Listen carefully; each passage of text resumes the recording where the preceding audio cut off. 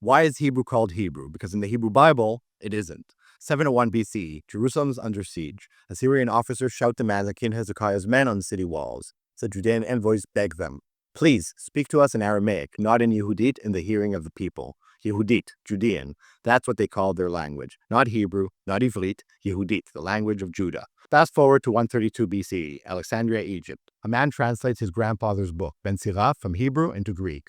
In the prologue, he calls the original language Hebraisti. It's the first time anyone called the language Hebrew, and it happens not in Hebrew, but in Greek. So where did it come from? The rabbis offered explanations for centuries. Rabbi Yehuda, because Abraham stood on one side and the whole world on the other. Rabbi Nehemiah, because he was descended from Eber.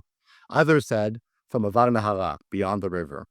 Beautiful midrash, but there's one problem. None of these fit the timeline. 538 BCE, the Persians conquer Babylon. They divide the empire into provinces, and the province west of the Euphrates, stretching from the river to the Mediterranean, is called Avar Nahara, in Aramaic, beyond the river.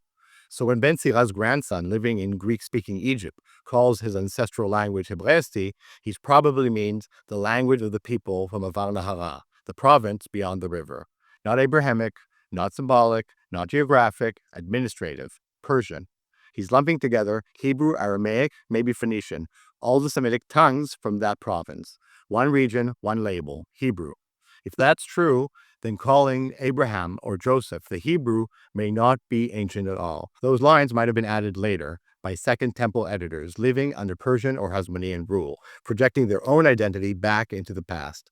Genesis 10 even lists Eber's descendants, and wouldn't you know it, they're all the people who lived in Avar Nahara.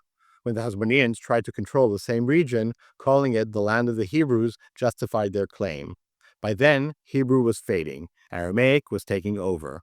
And in rabbinic texts, Ivrit doesn't mean Hebrew, it means Aramaic. Only rarely do they use Ivrit for what they call Hebrew today. Usually they said Leshon HaKodesh, the holy tongue. Even the New Testament confirms it. When it says Hebreos, it means Aramaic, not Hebrew.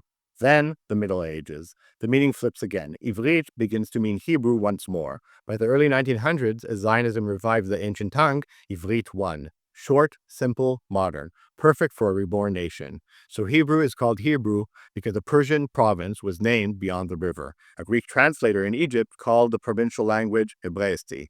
Rabbis thought it meant Aramaic for 1,000 years. Medieval scholars reclaimed it, and modern Zionists made it official. The language King David spoke, he would have called it Yehudit. Now you know.